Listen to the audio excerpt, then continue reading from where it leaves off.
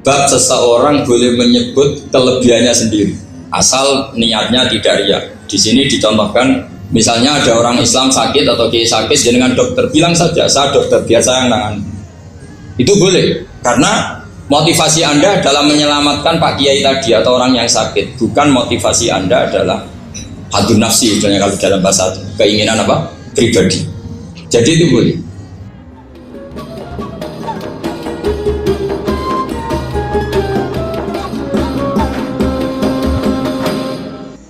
Misalnya ini ada di beberapa literatur fikih, di semua fikih, baik mazhab Syafi'i, Hanafi, Hambali, di semua kitab fikih. Misalnya ada orang mau masuk Islam, terus konsultasi sama ustadz atau sama kiai, Pak saya mau masuk Islam, kamu nggak boleh ngambil sikap monggo ngeteh dulu gitu, atau apalagi jajak ngobrol dulu, karena 5 menit kita mempersilahkan ngopi dulu itu artinya dianggap kita membiarkan dia dalam keadaan kafir 5 menit dan kita dianggap ikut tanggung jawab. Sehingga di bab ada ulama yang ngebabkan itu sampai di bab murtad. Termasuk murtad adalah orang yang dimintai mensyahadatkan non muslim kemudian disuruh ngopi dulu atau ngeteh. Karena dianggap pembiaran sekian menit masih berstatus kafir. Jadi ibaratnya gini ya, kalau kita mungkin baru bapak-bapak baru pakai celana pendek terus ada orang kecelakaan di jalan, saya tak pakai baju dulu nanti baru kamu saya selamatkan. Itu kan naif. Kalau begitu saja naif, apalagi orang yang kafir kemudian pas mau minta disyahadatkan kita bilang monggo mandi-mandi dulu, ngeteh-ngeteh dulu. Berarti ada pembiaran sekian menit, dia masih berstatus. Artinya begini, kalau dia saat itu kok dimatikan oleh Israel berarti mati dalam status kafir dan kita ikut tanggung jawab karena harusnya bisa Islam andai kan kita mensyahadatkan saat itu juga. Jadi itu bab-bab yang dianggap ekstrim dalam kutubil fikih, bab-bab fikih. Makanya dalam kitab fikih saya berkali-kali ada non muslim mau bersyahadat ke saya, itu saya bilang ke santri-santri saya, saat itu juga harus kamu ajarin meskipun pakai bahasa Indonesia. Yang penting status kafirnya apa? Iya. Baru setelah itu ada hukum sosial ya, mungkin kita nawarin teh atau kopi atau apa. Makanya di sini dibabkan bab seseorang harus tergesa-gesa atau bercepat-cepat atau ngambil sikap bergegas untuk melakukan kebaikan. Terus ayat kedua yang dipakai Sayyidina bin Abi Salam itu begini. Ketika Allah mensifati orang munafik, status orang munafik itu apa? Wa idza qamu ila sholati qamu kusala. Mereka kalau dipanggil untuk sholat, ya berangkat tapi itu salah cara malas-malasan. Sehingga untuk menunjukkan kita loyal sama Allah itu ya paling tidak ada sikap di atas rata-rata. Makanya ada sa'i ya lari-lari kecil, tawaf juga disunatkan ada lari-lari kecil. Disebut ar-romal itu lari-lari kecil untuk menunjukkan bahwa kita loyal sama Allah itu tidak sak kobre cara Jawa. Nah itu dibabkan sendiri. Jadi beda antara tergesa-gesa sama ekspresi serius. Jadi musyawarah itu ya kira-kira kan nggak mungkin lah kita dipanggil rektor atau kiai atau orang tua kita terus jalan leha-leha itu kan. Nah contoh yang diambil di sini begini. Ketika ada debat terbuka antara Fir'aun dan Musa, saya ulang lagi ya, ada debat terbuka antara Musa dan Fir'aun. Kan Nabi Musa datang ke Fir'aun. Lalu kata Fir'aun, ini asal-usul ayat ini, saya terangkan sejarahnya. Kata Fir'aun, lalu kalau kamu tidak nuhankan saya, Tuhan kamu siapa? Terus kata Musa, Rabbus samawati wal ardi, yang nuhani langit dan bumi. Fir'aun masih berkelit. Kalau Tuhan di bumi, setahu saya kemana-mana yang dituhankan saya, kata Fir'aun. Ma'alim tulakum min ilahi ghairi. Terus Nabi Musa masih ngendikan, ya sudah Tuhan yang nuhani langit. Terus Fir'aun manggil Haman. Haman itu arsitekturnya Fir'aun. Ya Haman ibnili sorhal ali abduhul asbab samawati fa'attaliya ila ilahi Musa. Haman bangunkan kami piramida yang tinggi. Saya ingin melihat Tuhannya Musa. Musa akhirnya mikir karena kalaupun Fir'aun bisa naik ke langit tetap tidak bisa melihat Tuhan. Kita tahu Tuhan nggak bisa dilihat, kita mungkin aja udah lihat, apalagi Fir'aun rivalnya kan. Akhirnya Musa ganti argumentasi, yaitu argumentasinya Musa, Rabbukum wa Rabbu abaikumul awwal. Ini perlu diingat dan perlu saya sampaikan. Yang nuhani kamu dan yang menuhani leluhur kamu itu sangat memukul Fir'aun. Karena logikanya kalau Fir'aun itu Tuhan berarti babanya dulu tanpa Tuhan. Ini ada Tuhan terlambat. Jadi kalau Fir'aun Tuhan berarti bahnya tanpa Tuhan, karena zaman era bahnya belum ada Tuhan. Karena perdebatan itu banyak punggawa Fir'aun yang mukmin. Wah, ini Fir'aun nggak bener ini. Kalau dia Tuhan berarti babanya tambah. Karena kalau iman itu akan diadili, akan dieksekusi, maka orang ini berstatus rojulum mukminum min ali Fir'aun yaktum imanah. Maka di Quran diterangkan wa qala rojulum mukminum min ali Fir'aun yaktumu imanah. Ada seseorang yang iman tapi menyembunyikan iman. Lah orang ini selalu ikut rapat di rapat-rapat penting Fir'aun, termasuk rapat ketika Fir'aun dan para tentaranya memutuskan membunuh Musa. Karena dia ikut rapat dan eksekutornya besok disuruh nangkap Musa, orang ini malam itu juga nemuin Musa terus bilang innal mal ayat tabiru nabi kaliyak dulu kamu Musa, rapat tadi malam memutuskan kamu besok dibunuh, maka kamu harus bergegas meninggalkan Mesir. Nah, dari kesimpulan itu, dari cerita itu kemudian diambil secara hukum fikih bahwa untuk menyelamatkan darah harus bergegas. Andai kan Musa itu kok sak kobre, sak sempate, maka keburu. Andai kan ini rojul ini tadi, orang tadi penasihat tadi kok sak kobre ya, maka berarti Musa terlanjur tertang. Jadi itu pentingnya ulama ya. Jadi cerita yang linier, cerita yang seakan-akan cerita di tangan ulama tetap menjadi al-ahkam al-fiqhiyah, menjadi ketentuan-ketentuan apa? Oke. Jadi yang diambil di sini adalah lelaki tadi yang ikut rapat tadi bergegas menemui Musa, memberitahu kalau kamu besok mau dieksekusi, fakhrus, maka kamu harus secepatnya keluar dari Mesir untuk menyelamatkan diri. Terus oleh Sayyidzuddin tidak disalah dibabkan bab harus tergesa-gesa menyelamatkan darahnya orang apa? Islam. Jadi ini penting saya sampaikan. Jadi al-qasas ya, semua cerita di Quran itu tidak sebagai cerita, karena Quran tidak ingin melahirkan pendongeng, tapi harus menjadi ibrah, menjadi teladan. Jadi makanya terus di kitab-kitab ulumul Quran diterangkan al-qasas ya, beberapa cerita di Quran adalah semuanya menjadi ketentuan fikih. Saya ulang lagi ya, semua cerita yang ada di Quran itu menjadi ketentuan fikih, meskipun alurnya apa? Cerita. Kayak tadi kan alurnya cerita bahwa lelaki ini bergegas nemui Musa supaya Musa cepat keluar dari Mesir. Terus dibabkan babul musaroah ila nusifik. Saya teruskan.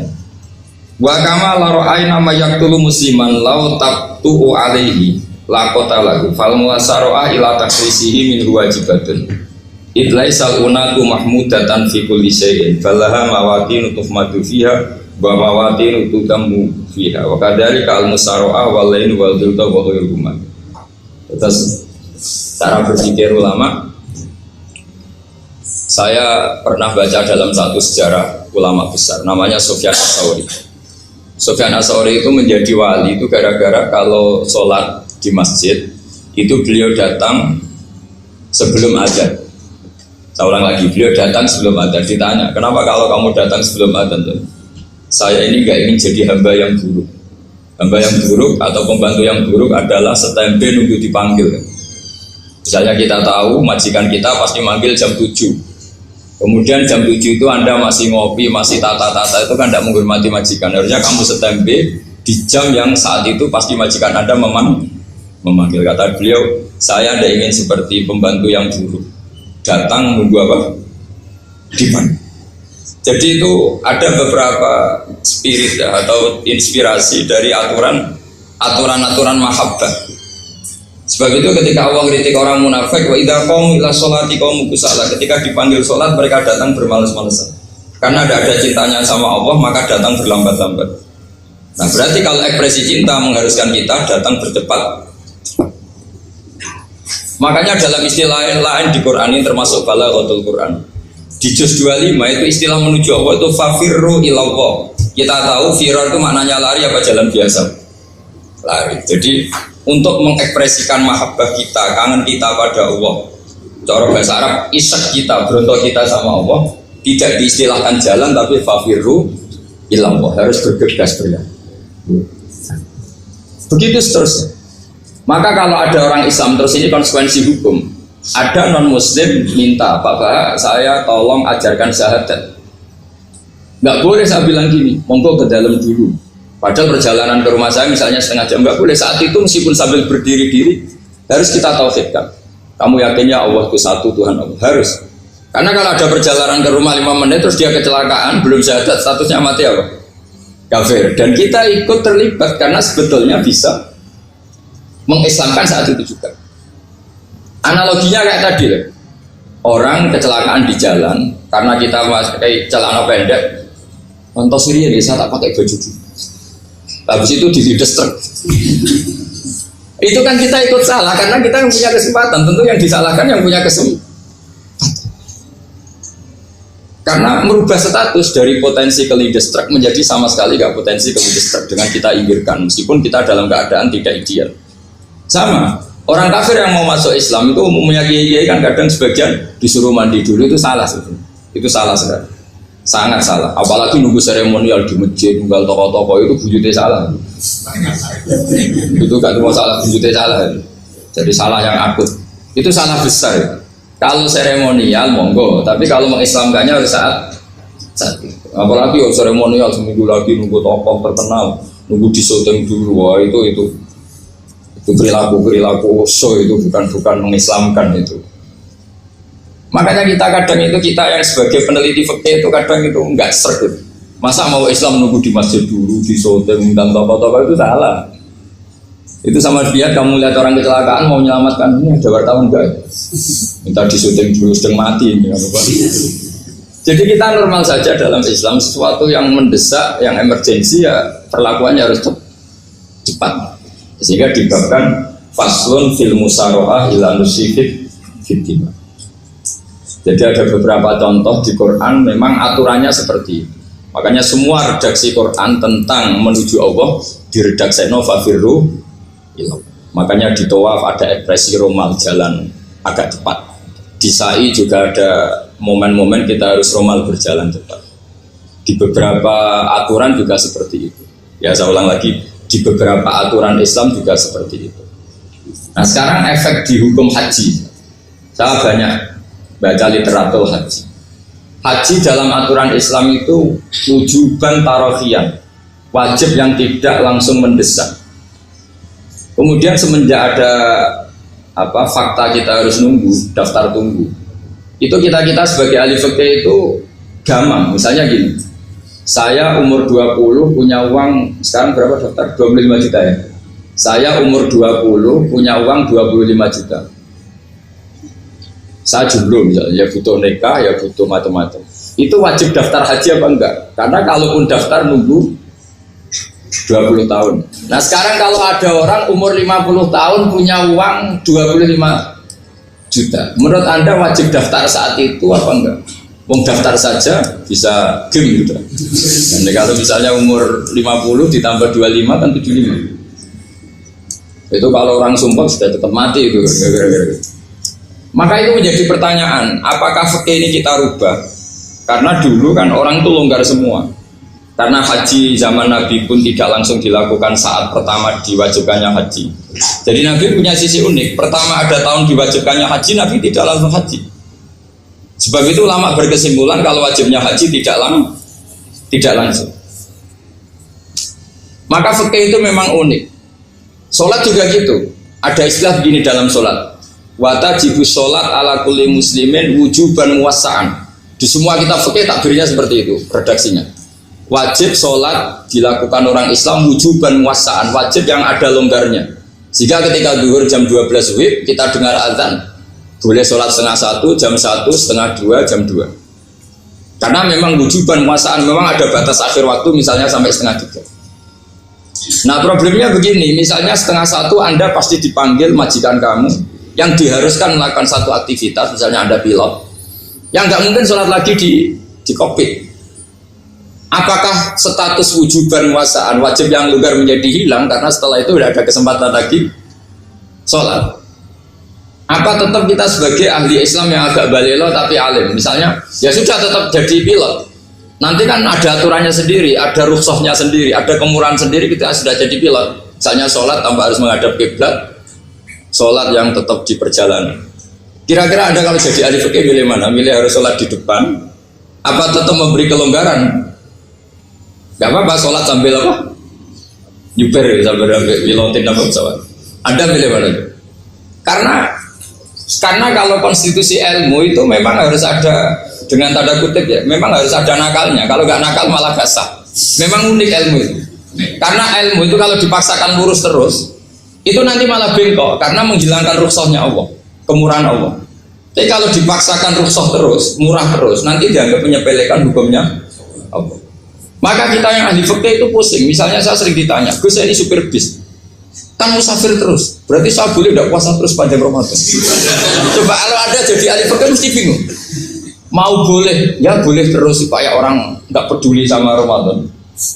Mau mengatakan wajib puasa, kayak nggak peduli dengan kemurahan Allah yang membolehkan musafir tidak puasa. Coba loh, Anda jangan jadi ekstremis yang misalnya bantah toh protes toh, ini kan. Jadi memang mengkaji ilmu itu ya, makanya dengan tanda kutip itu harus ada nakal, tapi nakal yang baik, bukan nakal. Nakal itu kalau bahasa Jawa itu kan tidak harus dosa, seperti anak kecil menek-menek itu tuh bocah kok nakal, padahal anak kecil menek itu haram dah. Enggak kan, malah orang tuanya yang bentak itu yang haram. Yang nakal betul ya ibunya yang bentak cerewet itu, karena ibunya orang yang sudah mukallaf, sudah tua, salah langkah yaitu bentak. Kalau anaknya naik meja itu ya sebetulnya bahasanya tidak nakal, lucu. Oh jelas pinter conggo iso munggah meja, harusnya diapresiasi. Tapi rata-rata itu semua akal mencampur gelas. Malah boe malah mecano tabungan. Bapaknya marah tukang nguras tabungan. Sebetulnya senakal-nakalnya anak kecil itu nakal orang tuanya, itu pasti. Karena ini sudah kena fitop, sementara anak-anak belum kena. Saya pernah punya tamu, karena di tradisi Kiai itu sering punya tamu. Bapak ibunya tuh kultus sama Kiai, bentak anaknya disuruh salim sama saya. Anak kecil kan nggak mau jalan-jalan terus, marah. Tak marah orang tuanya tak marahin. Yang dosa itu kamu bentak anaknya. Kalau anak kecil tuh kena diskon rufi al-qalamu an salasin. Di antara aturan Islam apa? Tidak ada keharusan bagi 3 orang.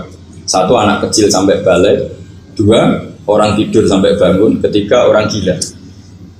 Artinya anak kamu itu tidak kena hitam untuk sopan sama saya. Kamu yang kena hitam baru sopan sama anak-anak.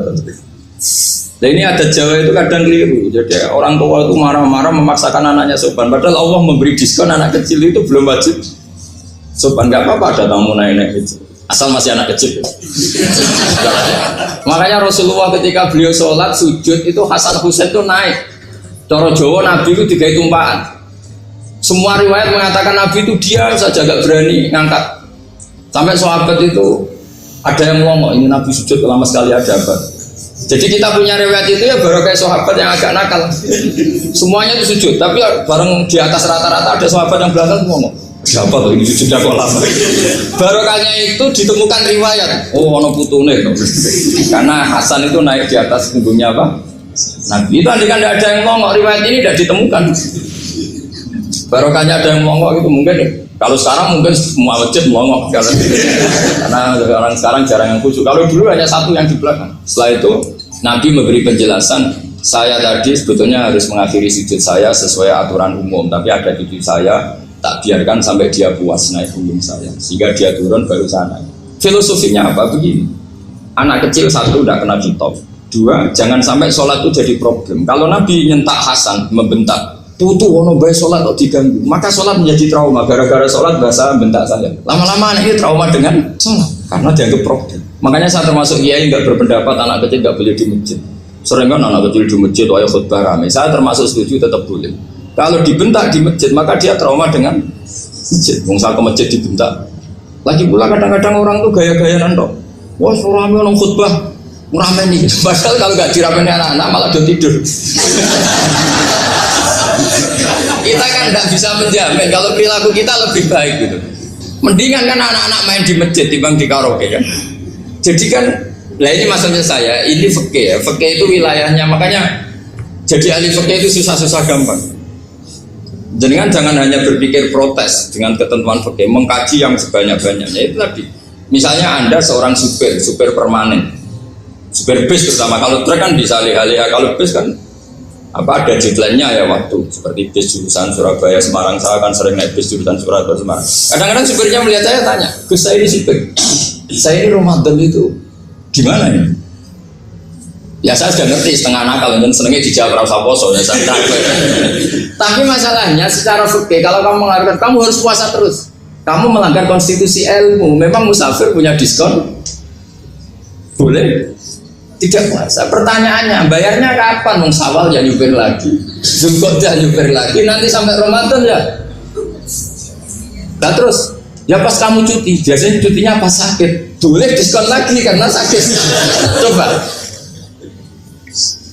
Nah, andai kan ada jadi ahli fikih milik zaman, sahur jam 3:30, ngombe vitamin, pokoknya harus kuat. Itu udah hukum, itu saran. Hukum itu beda dengan saran. Hukum itu hanya berpijak musafir itu boleh store. Kalau saran memang boleh, ya usahakan kamu makan 3:30 pas fit, nyupir. Terus kalau nyupir selesai jam 10 nanti istirahat. Memangnya majikan bisa ngatur jamnya? Itu fikih. Maka menjadi perdebatan yang namanya pergi itu apa? Menurut Imam Syafi'i pergi itu ya dari rumahnya ke tempat yang asing yang tidak wilayahnya namanya pergi. Menurut Imam Ahmad bin Hanbal enggak. Pergi itu tidak kerja. Jadi orang yang supir yang seperti itu namanya tidak pergi tapi kerja. Tanyakan ke publik, misalnya jenengan ke UI, istri kamu atau suami kamu ditanya, istri kamu kemana? Kira-kira jawabnya bilang pergi jalan-jalan apa bilang kerja? Kerja. Makanya kata Imam Ahmad bin Hanbal, mudi musafar atau orang yang berprofesi, yang profesinya memang harus pergi kayak traveling atau supir, maka itu namanya tidak pergi, namanya itu kerja. Karena apa? Sekali distatuskan pergi, maka ikut status yang dikatakan Allah dan Rasul, dapat diskon, boleh tidak puasa. Maka terus kita debat tentang definisi. Nah definisi ini penting karena yang menjadikan hukum rubah itu definisi. Misalnya gini mbak ini ngaji saya, statusnya kalau pakai status saya ajnabi, orang lain bapak ajnabiyah, maka hukumnya saya melihat bapak ini haram karena statusnya ajnabi melihat ajnabiyah yang tidak mahram. Tapi kalau di fikih itu ada statusnya. Lagi boleh muwajahah sama perempuan adalah 1 untuk belajar, 2 untuk muamalah, 3 untuk kesaksian, 4 untuk pengobatan. Itu kan ada pengecualian. Sehingga statusnya sekarang mbak itu belajar apa ingin melihat Gus Bah atau Gus Bah itu mengajar itu statusnya bisa rubah. Makanya kalau sebetulnya kalau kita marung di warung misalnya Padang, kita nggak pilah-pilah, kebetulan pelayannya perempuan itu masih bisa ditilah secara fikih. Saya muamalah marung cuma kebetulan penjaganya. Tapi masalahnya papa ini punya daftar penjaga yang cantik, itu masalah. Maka pertanyaannya itu marung ke situ demi marung apa demi melihat? Tidak jawab saja. Demi marung apa demi melihat? Kalau demi marung sepakat yang penjaga yang sangar-sangar juga banyak. Akhirnya kalau demi makan penjaga yang cowok kan banyak. Kalau demi melihat berarti yang dihitung kan niatnya. Berarti karena muamalah apa karena melihat? Melihat. Itu status. Jadi makanya kalau mudi musafar itu namanya orang pergi atau orang kerja? Orang kerja.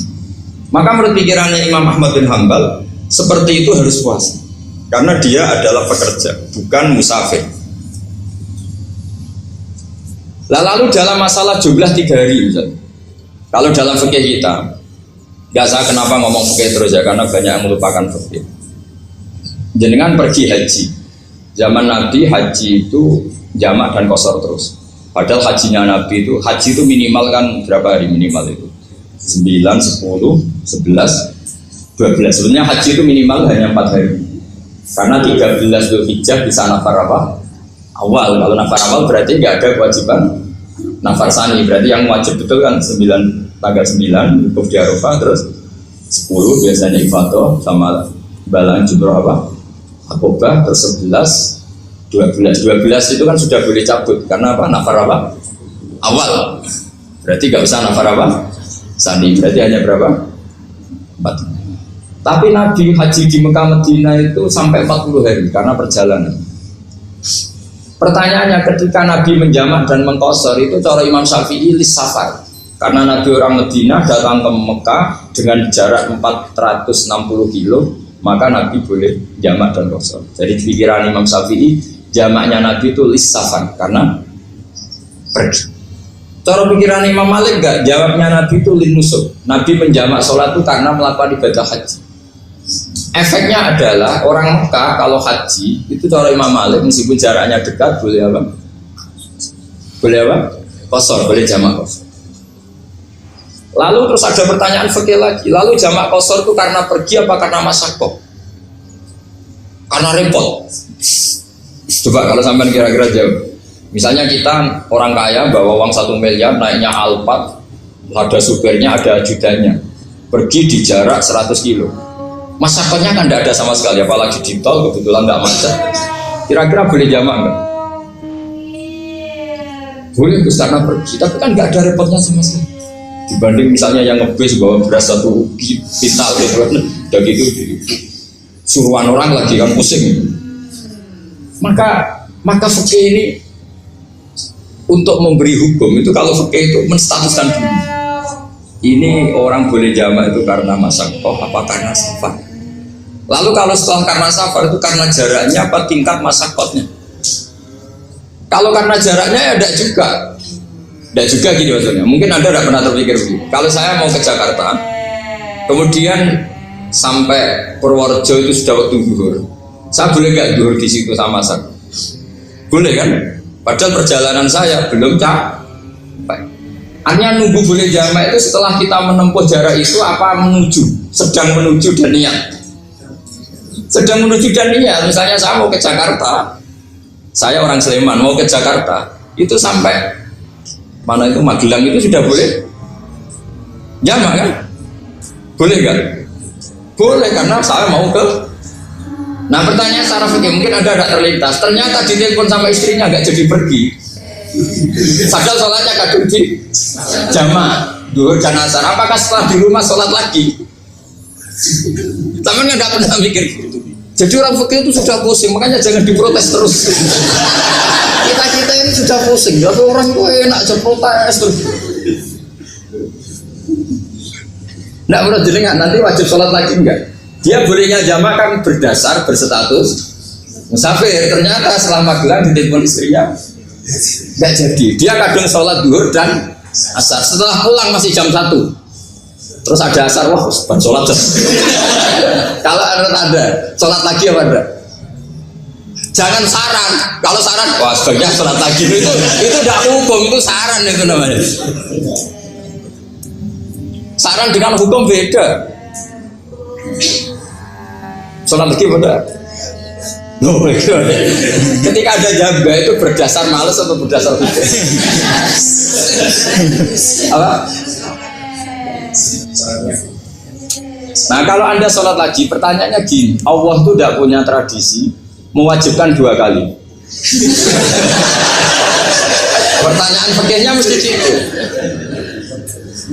Dan saat Anda di Magelang menjamak itu melakukan sesuatu yang disahkan oleh agama. Berarti pas Anda jamak duhur asar, sesuatu pas melakukan itu kan berstatus sah dan boleh. Meskipun setelah itu ada masalah, istri kamu nelpon terus pulang. Tapi pas itu kan sudah dinyatakan oleh malaikat sah, Anda sudah duhur dan asar. Kalau melihat itu tidak wajib mengulang. Tapi bisa saja malaikat ada yang usil. Itu sah karena Anda berstatus musafir. Berhubung status Anda hilang, maka poin Anda sudah sholat juga hilang. Kamu milih fikih yang mana? Jadi peneliti fikih itu beda dengan orang-orang yang mendengarin protes. Beda karena nekuni itu beda karena ada konsekuensinya. Makanya fikih itu sampai saya punya kitab fikih itu dikarang 1 orang itu jumlahnya 20 jilid, per jilid itu segini. Jadi satu meja ini dikarang satu orang. Itu mulai yang presisi, yang detail, sampai yang khayal. Yang khayal juga ada. Yang khayal itu tadi beliau banyak mengkhayalkan diri. Suatu saat Anda datang ke Mekah itu hanya butuh waktu 20 menit. Zaman itu belum ada pesawat. Lalu boleh gak jamak? Boleh gak nakal? Nakal itu begini. Sampai orang kaya punya jet pribadi. Anda Ronaldo masuk Islam, orang kaya. Itu bisa gak puasa? Karena begini, misalnya dia orang, contohnya orang Arab ya, orang Arab, jangan orang. Nah, contohnya itu dibalik saja. Di sini itu kalau imsak jam berapa tuh? Imsak Ramadan jam berapa? 3:30 aja biar aman ya. Kalau 3:30 kan masih imsak. Dia terbang ke Mekah. Jadi orang sini puasa jam 5 kan mulai puasa, dia terbang ke Mekah kan masih malam, makan terus dia. Mekah mau ada matahari terbang lagi ke barat karena dia menghindari berstatus puasa. Atau sebaliknya, dia orang Mekah jam 12 puasa, 12 siang puasa, dia wah kalau 6 jam lagi buka bisa barat saya terbang ke Indonesia terbang baru 1 jam, di sini sudah buka. Itu khayal. Jadi fikir ada khayal. Itu lama dulu sebelum ada pesawat sudah mengkhayal gitu. Bolehkah orang yang di Masyrik ke Maghrib demi itu? Kalau Anda jadi Raja Salman jam 1 kok sudah nggak kuat apa? Puasa, itu diberi saran terbang ke Indonesia. Itu kalau pakai jet kan nggak sampai 9 jam, 1 jam ke Jakarta. Sudah ada wow akbar. Bukan. Boleh enggak? Lo mau kamu tidak bilang, oh nggak boleh. Wong di Jakarta sudah huru Samsi. Masa sudah matahari terbenam orangnya nggak boleh? Bukan. Leja. Apa? Kalau resikonya gini, sampean mungkin nggak mikir. Resikonya gini, kalau dia berstatus musafir, bolehnya buka karena musafir. Pertanyaannya dia wajib bayar. Kan musafir bolehnya kotor nanti harus bayar, tapi kalau dia buka normal kan bayar. Beda, efek-efeknya beda. Sama jangan protes, Gus Baik gimana mau ngaji malah tidak sedang. Ini kan ngajinya para dosen, para pegawai, jadi harusnya itu jadi mufti, ngaji untuk jadi mufti, bukan ngaji untuk mendengarkan. Jadi makanya saya mohon jangan sering protes sama ulama sudah pusing. Karena efek-efek hukum itu tidak gampang. Kayak tadi misalnya, kalau dia boleh buka atas nama musafir, resikonya wajib bayar. Masalahnya Raja Salman ini mau enggak? Mau dia inginnya. Maka pertanyaannya itu kitab yang milik saya tadi, yang 20 jilid tadi. Ulama itu mulai dulu sudah membayangkan bagaimana kalau suatu saat ada satu kendaraan. Kenapa ulama bisa bayangkan itu? Karena ada buruk. Meskipun mereka nggak numpak buruk, hanya Rasulullah, tapi kan bisa bayangkan ada toyul waktu. Waktu itu bisa dilipat. Karena ulama dulu ahli astronomi, jadi bumi itu bulatnya gini, muternya gini. Berarti suatu saat ada satu ilmu di mana orang ambil satu posisi terus melewati toyul waktu, ngalami lintasan waktu. Mulai dulu itu sudah dibicarakan. Pertanyaannya lalu status orang ini kayak, misalnya tadi orang Mekah ingin cepat buka terbang ke Indonesia. Orang Indonesia menghindari imsak, misalnya 3:30, dia belum sahur. Wah kalau saya di Indonesia ini sifatnya sahur. Wah saya tak terbang ke Mekah. Enak kan terbang di Mekah ternyata masih jam 8. Wah bisa makan sepuasnya jam 8 malam artinya jam 20. Kan enak ya.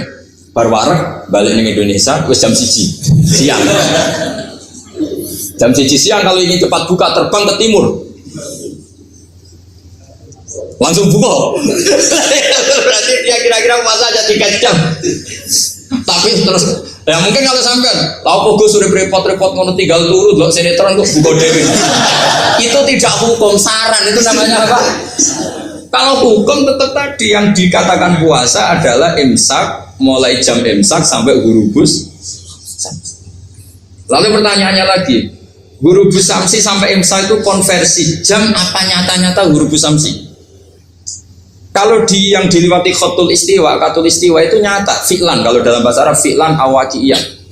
Tapi kalau Anda orang kutub, saya sering kirim-kiriman surat.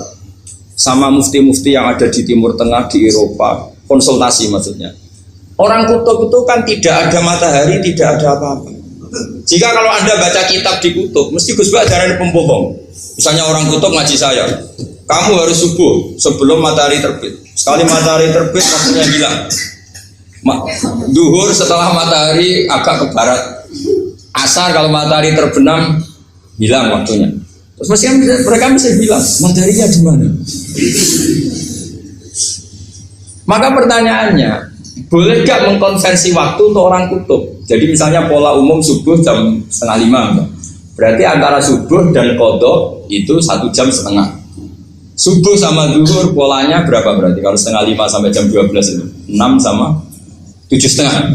Berarti ya kira-kira habis subuh nunggu 7 jam setengah baru zuhur, nunggu 3 jam baru asar, nunggu 3 jam baru maghrib. Berarti waktu puasa kira-kira antara jam 4 sampai jam 6. Berarti berapa jam itu? 12 sama 2 14 jam. Oke, berarti orang kutub harus puasa 14 jam. Tidak bergantung waktu mata. Tapi ada lagi pertanyaan lucunya gini, lalu 14 jam Gus itu dimulai dari mana? Apa asal 14 jam? Apa harus ada konsensus setarnya? Masih ada PR lagi. Menurut kamu gimana? Ada konsensus setarnya dimulai jam 4 dini hari. Apa asal jumlahnya? Imsak 14 jam. Mikir lagi kan? Itu di Denmark itu ada satu musim di mana siang terus sampai sekian bulan. Siang terus sampai orang sana itu capek. Kenapa ada siang terus? Logikanya kan tadi bumi itu bulat-bulat, juga belajar falak, astronomi. Kalau tepaan kamu di sisi yang barat agak utara atau agak selatan, matahari ini ngentrong terus. Sehingga bumi mulak malik ya kamu kesentrong terus karena kita ini kan tepaan di khatulistiwa, di khatulistiwa. Sebenarnya khatulistiwa itu bahasa Arab dari kata khatul istiwa, khatun itu garis, istiwa itu tengah. Islam itu oleh Allah memang dipilih di tempat paling top yaitu Mekah. Mekah Ka'bah itu surratul ardi. Jadi sebelum ditemukan ilmu astronomi itu Nabi sudah ngendikan Al-Ka'bah surratul ardi. Ka'bah itu pusarnya bumi. Sehingga di Ka'bah itu satu-satunya area yang terbebas dari medan magnetis. Karena dari utara dan selatan benar-benar di tengah. Maka potensi jam paling akurat di dunia itu hanya jam yang di Mekah itu. Karena apapun akuratnya teknologi di Amerika atau Jerman, karena jam itu dari logam tetap ketarik medan apa? Magnetis, entah berapa 00, tetap kena. Misalnya jam di Jerman lebih dekat mana kalau Jerman? Mesti ketarik medan magnetis, entah berapa kadarnya. Karena materi jam dari logam. Sementara di Mekah karena di tengah itu terbebas dari medan apa? Magnetis. Nah, sehingga yang segaris dengan Mekah kayak Indonesia itu semuanya khatul istiwa. Nah kalau khatul istiwa normal itu artinya ya 12 siang secara umum ya 12. Sehingga ulama Indonesia kalau ngaji itu lebih gampang, lebih tidak dianggap bohong. Karena ya ada terbitnya matahari, ada zawalus syamsi, ada hurubus syamsi. Coba kalau kitab itu Anda baca di kutub utara sama kutub selatan, murid kamu bingung semua. Ini gimana Ustaz, tidak ada matahari kok semuanya diukur pakai matahari. Lalu pertanyaannya dikonversi kan? Pertanyaannya kalau dikonversi pakai apa tuh? Asal 14 jam, apa harus sepakat dimulai jam berapa? Milih mana? Milih sepakat. Pertanyaannya kalau sepakat, ukurannya siapa yang jadi ahlul halli wal aqdi? Jadi orang fikih itu sudah bingung, makanya saya mohon jangan sering diprotes. Saya pernah ketemu ulama, saya kan sering ikut komunitas di New York. Itu andaikan dibur itu pas persis Ka'bah. Jadi buminya itu kalau dibur itu pas persis Ka'bah. Lalu pertanyaannya, ada kiblat tidak di sana? Ya bumi kan gini ya. Kalau dalam bahasa falak itu ada rubuk namanya. Rubuk itu bumi yang sewaktu itu hanya yang 1/4. Ya bumi yang sewaktu itu hanya 1/4. Jadi kita sekarang siang, berarti yang baru siang hanya 1/4 bumi. Nanti yang malam ya hanya 1/4 bumi. Ya, misalnya sekarang kita di sini siang, di Arab Saudi kan belum, ini masih 5:30. Ini sekarang di Arab Saudi baru. Lah itu ada daerah di mana dengan Ka'bah itu pas atas sama bawah. Harusnya kan bebas arah. Apa? bebas arah. Lalu orang sana sholatnya itu menghadap kemana? Pernah ulama Yusuf itu minta fatwa ke Rabitatul Alam Al-Islami, lalu kita harus menghadap kemana? Makanya dalam dunia anekdot ulama itu ada anekdot Abu Nawas itu orang yang nggak pernah kalah debat. Dia itu terkenal nggak pernah kalah debat, tapi dia ada ilmuwan. Dia punya tetangga ilmuwan, punya pengaruh besar, semua orang ngaji ke ilmuwan itu. Mantelnya bukan main, karena dia ahli falak, ahli astronomi. Mau nandingi dia tidak bisa, nggak nandingi itu reputasinya jatuh. Orang itu berteori kalau bumi itu bulat-bulat. Kalau kamu jalan ke sini, maka akan ke titik yang suatu saat si profesor ini kemalingan, terus minta tolong Abu Nawas rumah saya kemalingan. Terus lari kemana malingnya? Ke timur. Setelah ke timur, larinya ke timur. Abu Nawas lari ke barat. Terus tanya, sudah tak bilangin malingnya lari ke timur, kok kamu lari ke barat? Nanti ketemu di titik yang sama. Semenjak itu profesornya makal. Oh kamu nyindir. Artinya Abu Nawas gak terima teori anda itu gak bisa. Secara keilmuan benar, tapi secara faktual gak boleh. Berarti kalau ada orang ngejar istrinya lari ke timur, dia harus tetap ke barat. Nanti ketemu di titik. Yes. Jadi malingnya tuh lari ke timur, Abu Nawas ngejar ke barat. Ketika ditanya profesornya, sudah bilangin malingnya tuh lari ke timur, kenapa ada ke barat? Kataan kan nanti ketemu di titik yang sama karena dulu bulat-bulat. Nah, pertanyaannya gini, lalu kalau yang segaris itu ada arah enggak? Kayak Yusuf tadi. Menurut kamu tetap berkiblat apa enggak usah? Loh kalau yang rubuk jelas.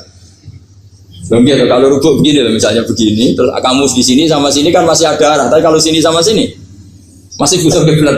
Sama enggak usah protes, orang protes sudah pusing, enggak usah diprotes. Karena yang dipikir itu macam-macam. Nah ya makanya ini mengkaji ya, saya mohon ya kayak tadi ini mengkaji, saya mohon saya cukupkan sekian. Sementing apa ya, kita ada respeknya lah sama ulama. Jadi ulama itu susah, mikirnya susah, harus tanggung jawab di depan Allah, di dunia diprotes terus. Ini mungkin yang bawa kitab ikutnya halaman 293. Itu yang mungkin nanti bisa dikopi sama yang nggak punya tag. Yang nggak punya tag mengkopi sama yang punya. Di sini diantaranya itu ada bab faslun fi dzikri rajul manaqiba nafsi. Bab seseorang boleh menyebut kelebihannya sendiri, asal niatnya tidak riya. Di sini dicontohkan, di sini diceritakan ketika mau masa paceklik. Saya ulang lagi, masa paceklik itu Nabi Yusuf karena merasa amanah dan merasa punya kemampuan mengelola ketahanan pangan, beliau bilang ke rajanya, qala ja'alni ala khazainil ardi inni hafizun alim. Raja, jadikan kami pengatur ketahanan pangan karena ini hafizun alimnya dan saya terpercaya. Hanya Nabi Yusuf seorang nabi tentu panutan, beliau menonjolkan kemampuannya itu boleh asal untuk kemaslahatan. Misalnya ada orang Islam sakit atau kiai sakit, dengan dokter bilang saja saya dokter, biar saya yang nangani. Itu boleh karena motivasi Anda dalam menyelamatkan Pak Kiai tadi atau orang yang sakit, bukan motivasi Anda adalah hadun nafsi, misalnya kalau dalam bahasa keinginan apa? Pribadi. Jadi itu boleh. Jadi ini di beberapa contohkan, ya ayuhanna su'alimna mantiqat thairi wa utina min kulli syai'. Nabi Sulaiman itu bilang gini, wahai para manusia, saya ini bisa bahasa burung apa saja dan saya bisa melakukan apa saja, wa utina min kulli syai'. Nabi Sulaiman ngendikan begitu karena ingin menunjukkan betapa sayangnya Allah ke saya. Sampai saking sayangnya Allah, saya bisa menguasai bahasa burung, bahasa binatang. Jadi motivasi seorang Nabi itu ingin menunjukkan betapa kudrohnya Allah tidak terbatas. Nah buktinya apa ya? Buktinya Sulaiman, sama tak cerita, Nabi Sulaiman itu kalau ke masjid itu mesti jagungan sama orang miskin. Terus beliau bilang gini, miskinun yujalisu miskin, ayo podo kerene jagungan. Karena beliau dengan kenabiannya meskipun kaya raya itu tidak merasa punya sama sekali karena semuanya milik Allah Subhanahu wa Ta'ala. Dan beliau buktikan beliau kaya raya itu untuk bangun Baitul Maqdis yang semegah itu semuanya pakai asetnya Nabi Sulaiman. Kita bisa memperkerjakan jin dan setan juga untuk bangun Baitul Maqdis, bukan untuk bangun dirinya, rumah dirinya. Ya ini dicontohkan satu Nabi Sulaiman, dua Nabi Yusuf. Terus ketika contoh yang diambil, setiap nabi ketika pidato kepada umatnya mesti ditutup dengan wa analakum nasihun amin. Saya ini adalah penasehat yang terpercaya. Jadi ajaran saya bukan ingin menyengsarakan kamu, tapi wa ana lakum nasihun amin. Saya adalah penasihat yang baik. Artinya akan menonjolkan diri. Jadi boleh asal itu untuk kemas lahat. Jadi di sini ada sekian contoh, mungkin bisa diakses di halaman 293 di bab faslun fi dzikri rajuli manaqib nafsi. Terus kalau contoh hadis, Nabi sering ngendikan begini, ana sayyidu waladi Adam wa ana awwalu syafi'in, dan saya adalah nabi pertama yang punya hak syafaat.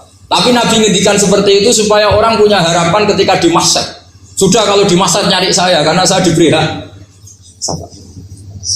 Jadi asal niatnya untuk maslahat gak apa-apa. Makanya saya sering di mana-mana sering cerita, saya ini menekuni fikih supaya orang kalau belajar fikih jelas ke saya Pak. Kalau saya tidak ngomong, orang keliru guru. Tapi ya harus ada buktinya. Nanti ngomong ahli tok ada ahlinya ya kacau kan. Ya jadi boleh ya. Di sini dibabkan faslun fi dzikri rajul manaqiba nasibah, seseorang boleh menunjukkan kemampuannya asal tadi untuk lil maslahah. Sudah Pak Samsul ya? Tadi yang pertanyaan dari siapa itu? Pak Sus Budiar. Pak Sus itu gimana ini kasusnya, itu orangnya sudah Islam toh? Sudah apa masalah. Terus Anda ke Thailand itu gak niat menghindar toh, memang saatnya harus ke Thailand. Hanya menyesal. Oh, hanya menyesal, bagus lah, punya penyesalan. Enggak begini ya, kalau orang itu sudah Islam itu kan enggak se-emergensi yang belum Islam, itu hanya ideal. Artinya idealnya seseorang kalau mau meninggal, akhir dari kalimatnya adalah la ilaha illallah. Tapi itu pun ulama dinego. Ini saya beri cerita sedikit. Kitab Fathul Mu'in itu termasuk kitab yang enggak setuju kalau kalimatnya sepersis la ilaha illallah. Kenapa Pak Sus? Logikanya gini, ini semua ulama gitu ya. Itu ada dua riwayat. Mangkana akhiru kalamihi la ilaha illallah dakhalal jannah. Sebagian riwayat mangkana akhiru kalamihi Allah dakhalal. Nah, ulama itu milih yang Allah. Kenapa milih yang Allah? Karena la ilaha illallah itu resikonya tinggi. Pas la ilaha ateis, tidak ada Tuhan, mati. Maka ulama, tradisinya guru-guru kita, kalau ada orang mau mati yang sudah akut, itu hanya ditalkin Allah. Karena ini lebih tidak berisiko. Tapi kalau la ilaha illallah pas la ilaha belum illallah, tidak bisa kamu buat. Ayo teruskan dulu, baru mati ini gimana? Belum illallah kok sudah. Jadi makanya terus di situ diterangkan lagi begini. Setelah orang itu melafadzkan la ilaha illallah, kan orang mau mati itu kan macam-macam ya. Ada yang sudah akut, ada yang masih sehat. Kalau masih sehat sebaiknya la ilaha illallah. Tapi kalau sudah akut hanya dilatih apa? Allah. Terus saran kedua oleh kitab Fathul Mu'in diterangkan sebaiknya jangan ngomong lagi. Karena Nabi ngendikan akhir. Akhir itu harus itu menjadi kalimat. Jadi misalnya setelah kamu talqin la ilaha illallah, kamu tanya, "Pak, sertifikatnya di mana?" Akhirnya bapaknya jawab, "Di lemari." Pas melamari mati. Berarti akhir kalimatnya mati. Makanya kita juga harus memperjuangkan supaya itu benar-benar akhirnya. Jika nanti dikenang di akhirat, ini orang luar biasa mengakhiri dunia dengan kalimat la ilaha illallah. Tapi nanti kalau ini orang luar biasa mengakhirinya dengan kemarin. Apalagi tanyanya gini, "Pak, tabungannya di bank apa?" Bisa, berarti terakhir bilang apa? Bisa. Jadi itu ada aturannya. Jadi kalau nalkin orang sudah melafadzkan kalimat tauhid, jangan dijak ngomong, karena kalau diajak ngomong lagi terus mati, yaitu kalimat terakhirnya. Assalamualaikum warahmatullahi wabarakatuh.